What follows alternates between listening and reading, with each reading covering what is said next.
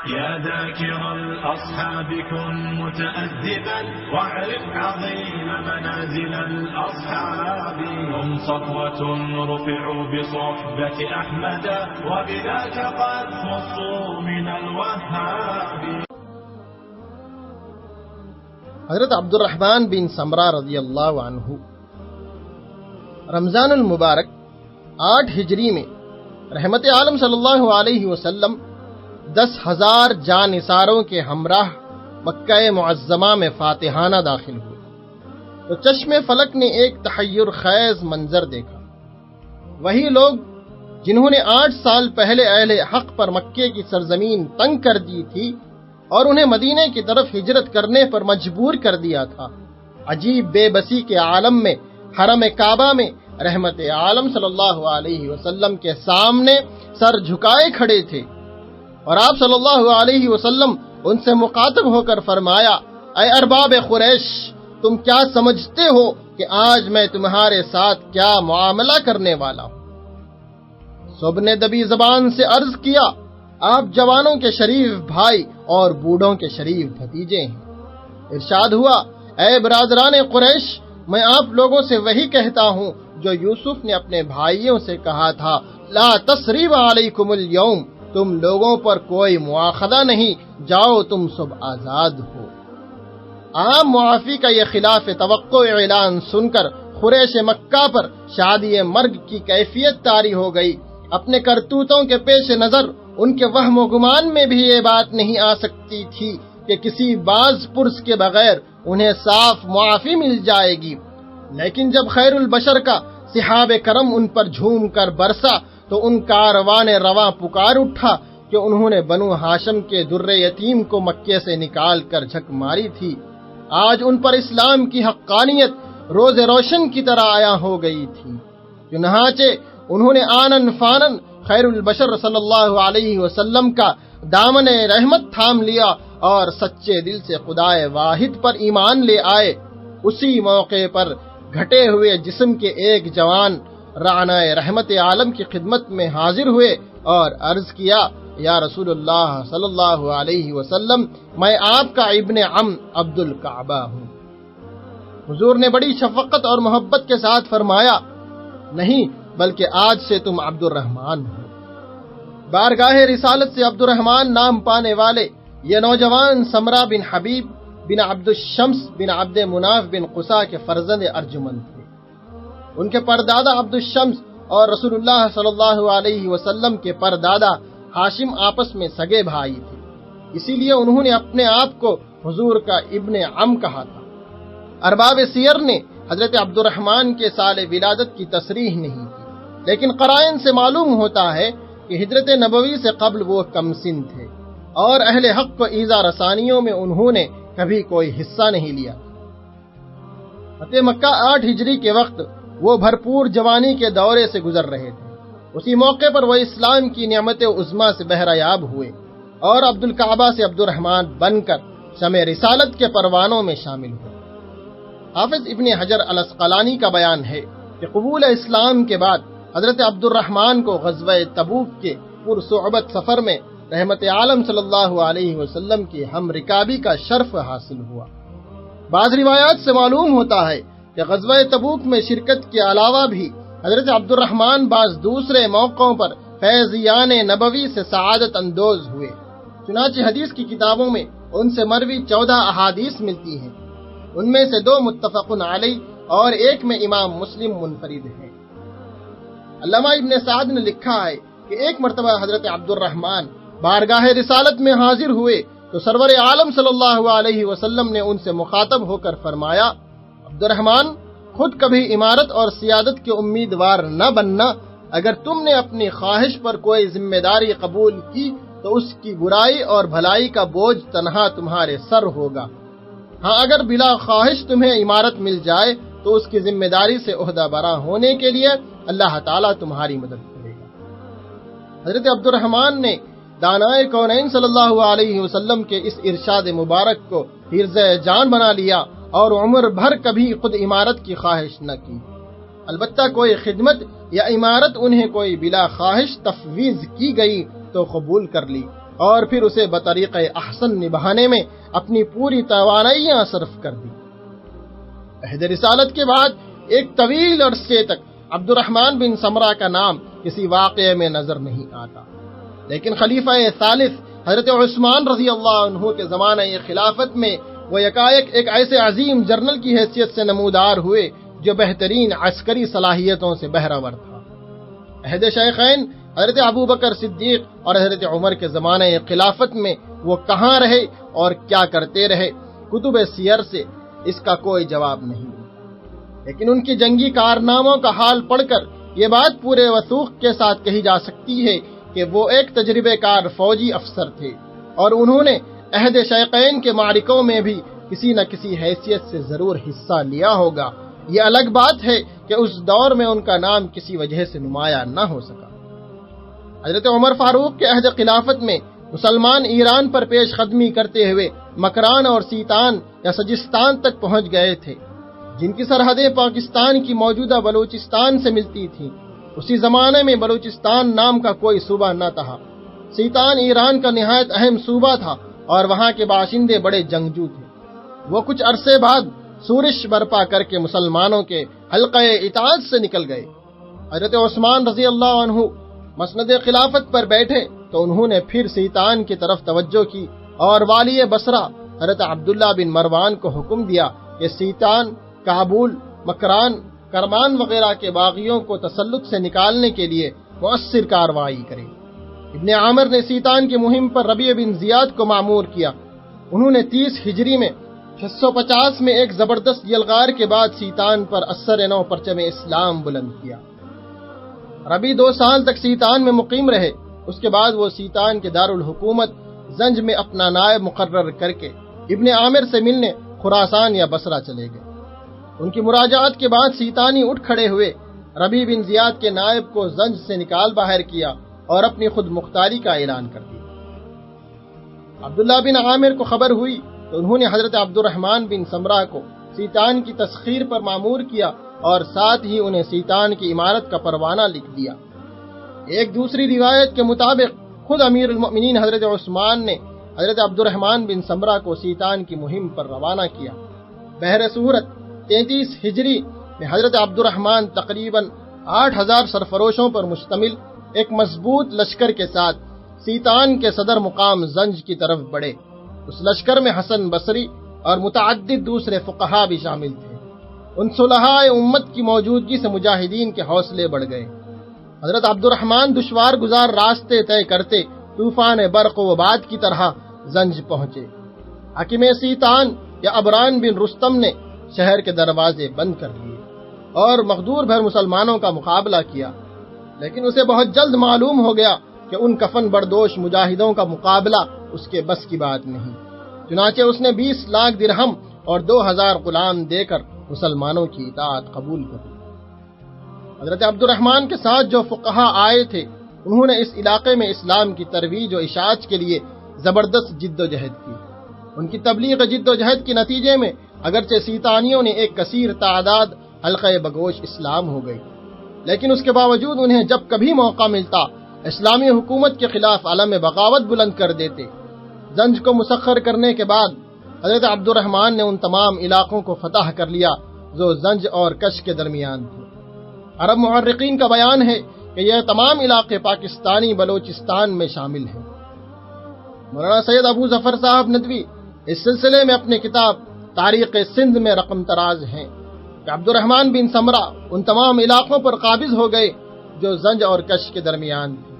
یہ علاقے کو اس وقت بلوچستان میں شامل ہے، مگر اس عہد میں ہندوستان کے ماتحت تھا، کیونکہ اس وقت تک بلوچستان کا نام کوئی صوبہ نہ تھا، بلکہ مکران اور سیتان ہی سندھ میں ملے ہوئے تھے۔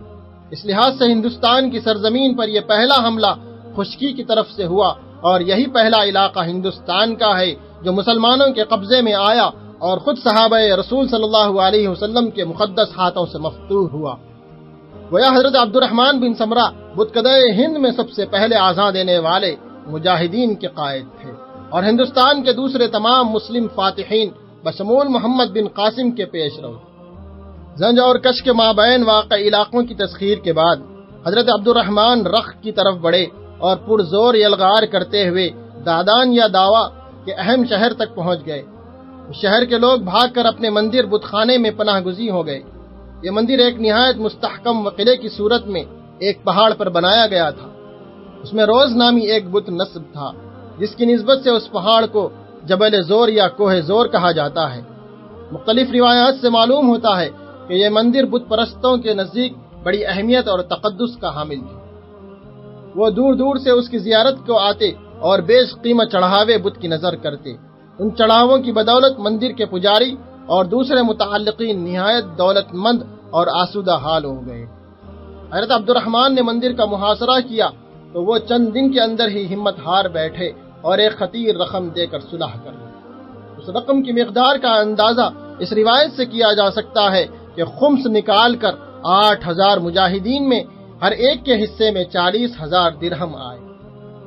علامہ ابن اسیر کا بیان ہے کہ شہر کی فتح کے بعد حضرت عبد الرحمن سیدھے بت خانے میں پہنچے، دیکھا کہ وہاں خالص سونے کا ایک بہت بڑا بت نصب ہے جس کی آنکھوں میں بیش قیمتی یاقوت جڑے ہوئے ہیں۔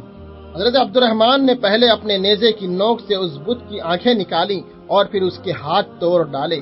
اس کے بعد وہاں کے حاکم اور دوسرے لوگوں کو جو یہ تماشا دیکھ رہے تھے مخاطب ہو کر فرمایا، لوگو یہ یاقوت اور اپنے بت کے تلائی ہاتھ اٹھا لو، مجھے زر و جوہر کی حاجت نہیں ہے، میں نے یہ کام صرف یہ دکھانے کے لیے کیا ہے کہ بت کسی کو نفع یا نقصان نہیں پہنچا سکتے، اس لیے ان کی عبادت کرنا گویا اپنی زندگی برباد کرنا ہے۔ اے لوگو، عبادت کے لائق صرف ایک اللہ کی ذات ہے، وہی ہر شے کا مالک ہے، وہی ہر ایک کے نفع اور نقصان پر قادر ہے۔ اگر تم خدائے برتر و بزرگ پر ایمان لے آؤ تو امید ہے کہ اللہ تمہارے سینے کھول دے گا اور تم دین اسلام کو اچھی طرح سمجھ جاؤ گے۔ اس بت شکنی کے بعد حضرت عبد الرحمن نے بسط اور زابل غزانہ کی طرف پیش قدمی کی اور اپنی شجاعت اور تدبیر کی بدولت نہایت قلیل مدت میں ان کو فتح کر دیا۔ ان فتوحات کی تکمیل کے بعد انہوں نے زنج کو مراجعت کی اور وہاں کے نظم و نسق میں مشغول ہو گئے۔ تھوڑی ہی مدت گزری تھی کہ حضرت عثمان کی شہادت کا واقعہ پیش آیا۔ حضرت عبد الرحمن کو اطلاع ملی تو انہوں نے امیر بن حمزہ کو زنج میں اپنا قائم مقام بنایا اور خود بصرے کی طرف روانہ ہو گئے۔ حضرت عثمان کی شہادت کے بعد حضرت علی رضی اللہ عنہ کو خلیفہ بنایا گیا۔ ان کے عہد میں جمل اور صفین کی خون ریز لڑائیاں پیش آئی جن میں ہزاروں مسلمان اپنی جانوں سے ہاتھ دھو بیٹھے۔ اس پرآشوب دور میں حضرت عبد الرحمن بن سمرہ بالکل گوشہ نشین رہے اور بعض دوسرے صحابہ کرام کی طرح نہ کسی فریق کا ساتھ دیا اور نہ کسی کی مخالفت۔ حضرت سیدنا حسن کے عہد خلافت میں بھی حضرت عبد الرحمن کی کسی سرگرمی کا سراغ نہیں ملتا۔ 41 ہجری میں تمام عالم اسلام پر امیر معاویہ کا اقتدار قائم ہو گیا۔ انہوں نے سب سے پہلے ان علاقوں کی طرف توجہ کی جو مسلمانوں کی خانہ جنگی سے فائدہ اٹھا کر باغی ہو گئے تھے۔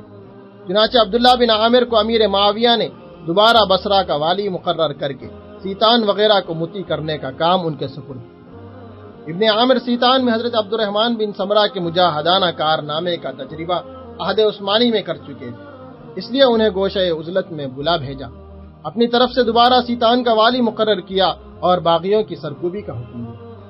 حضرت عبد الرحمن تازہ جوش اور ولولے کے ساتھ سیتان کی طرف بڑھے اور علاقے پر علاقے فتح کرتے کابل تک پہنچ گئے۔ کابل کے لوگ بڑے شوریدہ سر تھے، انہوں نے ہتھیار ڈالنے سے انکار کر دیا اور قلعہ بند ہو کر بیٹھ گئے۔